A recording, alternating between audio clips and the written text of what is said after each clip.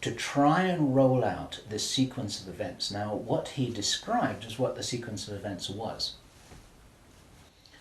It starts with Israel attacking Iran.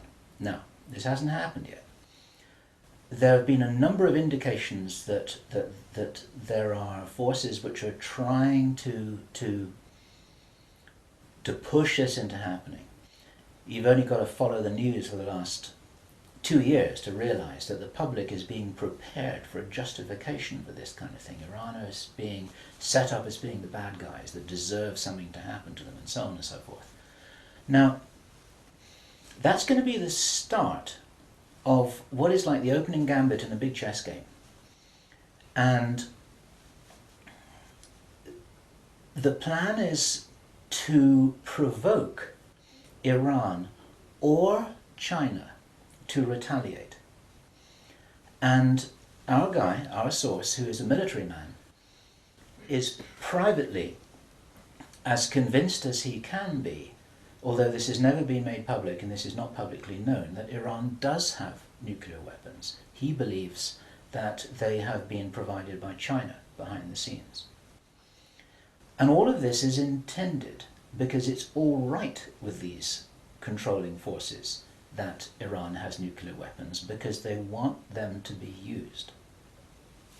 The plan is for either Iran or for China to retaliate after Iran is struck with a nuclear weapon. At that point, there will be a limited nuclear exchange in the Middle East, followed by a ceasefire. He heard this being planned in this meeting. This is being choreographed. It's like the script for a movie. This is exactly what's intended to happen. And during this time, the other thing that's being set up for this, and many people watching this will be aware that this is being set up in the background. We've had a lot of information about this from a number of good researchers from many countries who are reporting this on the internet, that things are being set up in many of the Western countries for there to be heavy controls over populations, martial law, increased powers on security forces who are not just the army or the police, but in Britain, for example, our source said that he absolutely knew personally for a fact, that a very large number of private security people, their powers were being increased to give them the ability to arrest people, the ability to detain, the ability to handle riots in streets. And here we're talking about just regular people working in private security, people who give the parking tickets on the streets. Their powers are being increased in the same way. And last year we heard President Obama talking about how he wanted to have a sort of national guard at home in America ready to handle this kind of thing. There are a lot of indicators that this is being set up.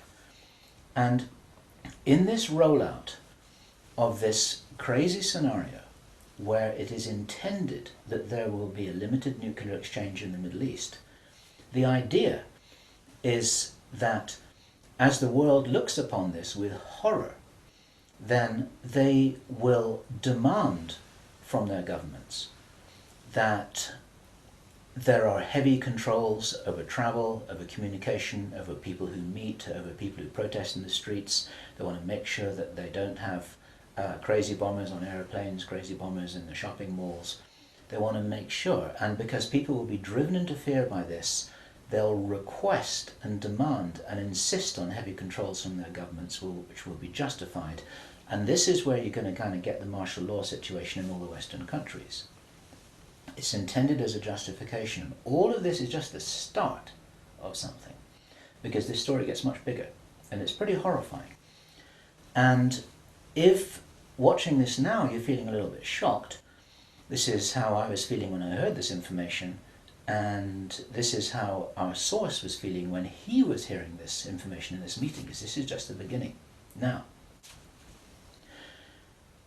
during the time of this ceasefire, everyone's shocked, everyone's frightened, everyone's really terrified about where this is going to go. There are all kinds of heavy controls over populations everywhere.